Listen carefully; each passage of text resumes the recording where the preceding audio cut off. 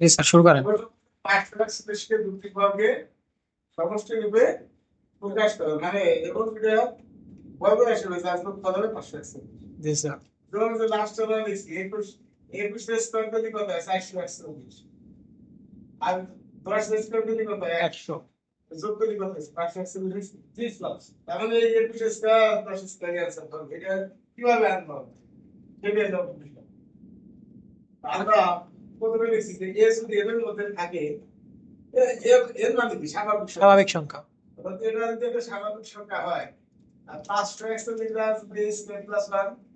বিভাজ্য হয় তো আমরা তোমাকে আগে বলছি না যে a ডিভাইড যদি b হয় যদি a ডিভাইড b হইলে এটা যদি b বিভাজ্য হয় তো b সমান মানে a into something A into something. G sir. বুঝা যাবে না জি স্যার। এটা আমরা প্রথম অধ্যায় শিখেছি তাহলে এত ডিভাইড যদি এত হয় এত সমান মানে 500 এক্স সামথিং মানে এটা তো ভাজ্য এই ভাজ্যটা যদি ভাজকটা বিভাজ্য হয় তাহলে এটা ভাজ্য ভাজ্য কিন্তু ভাগফল সেই ভাগফল নাই তো কিউ এই যদি কিউ নাম দিয়েছে কিউ মানে কোশিয়েন্ট কোশিয়েন্ট মানে ভাগ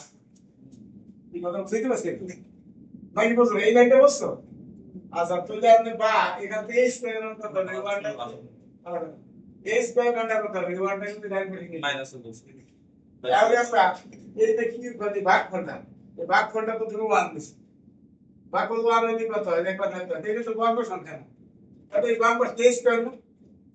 জি স্যার। জি স্যার। এটাও তো স্কয়ার হয়ে যাবে জি স্যার কিন্তু 540 নয় 556 হইতো না 596 হইতো তাহলে আমরা দেখতে পাচ্ছি স্যার এই সংখ্যা ক্যালকুলেটর রূপে দেখবো যদি পূর্ণ সংখ্যা আসে হ্যাঁ ওই মিলে যাবে বা আমার শুধু আমি কি বলতেছি যে 24 596 596 24 এটা পূর্ণ সংখ্যা বর্গ দিয়ে টেস্ট করে এটা ক্যালকুলেটর দূর দিলে স্যার পূর্ণ সংখ্যা আসলে পূর্ণ সংখ্যা আসলে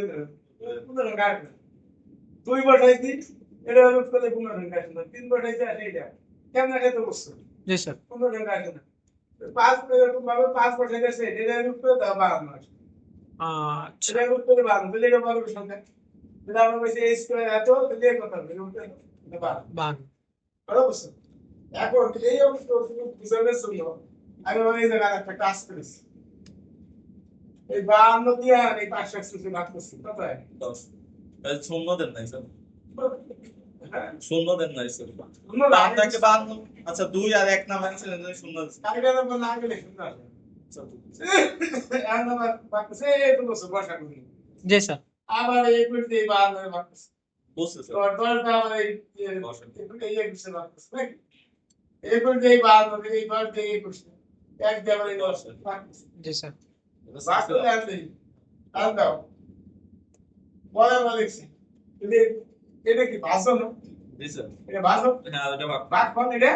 ভাগশেষ ভাগ কি জানো ভাষণ সমান ভাষণ কিন্তু ভাগ যোগ ভাগশেষ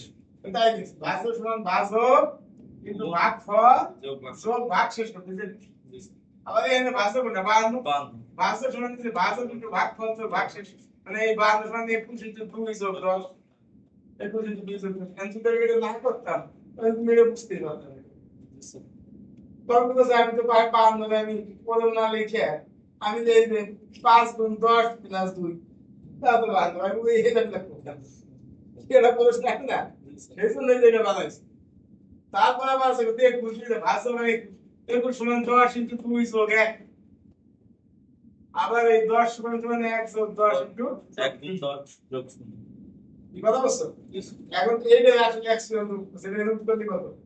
এই স্পিনার তো ফেল এটা হয় জি স্যার মানে এর থেকে ছোট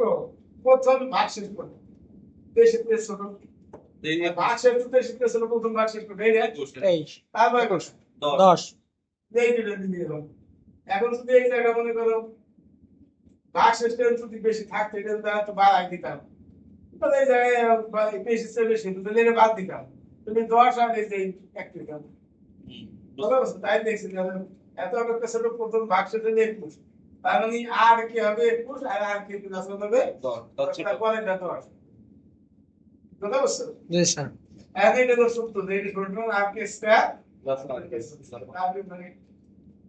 ঠিক আছে কথা বুঝছো